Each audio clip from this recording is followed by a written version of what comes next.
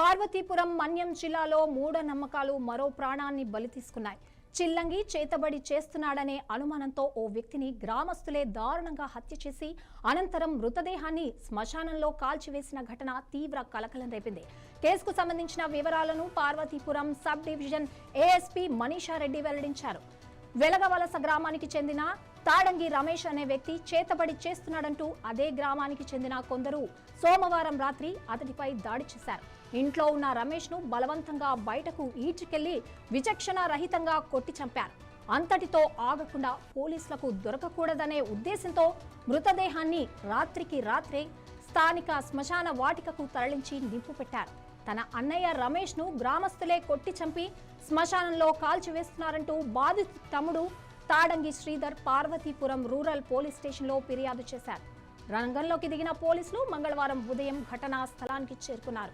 అప్పటికే శ్మశానంలో మంటల్లో కాలుతున్న రమేష్ మృతదేహాన్ని చూసి వెంటనే మంటలను ఆర్పివేసే అవశేషాలను స్వాధీనం చేసుకున్నారు. ఈ కేసులో వేగంగా దర్యాప్తు జరిపి హత్యకు పాల్పడిన మొత్తం 16 మంది నిందితులను పోలీసులు అరెస్ట్ చేసి రిమాండ్కు తరలించారు.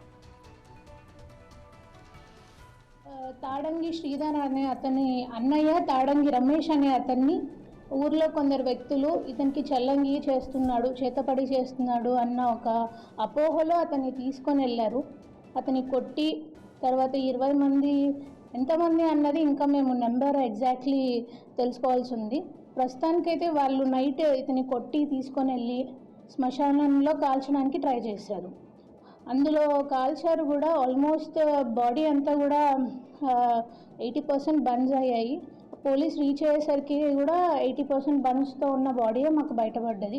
ఆ తర్వాత బాడీని పోస్ట్ మార్టంకి ఇన్క్వెస్ట్కి పంపడం జరిగింది. ప్రస్తుతానికి మేము ఒక కేసు కూడా రిజిస్టర్ చేయడం జరిగింది.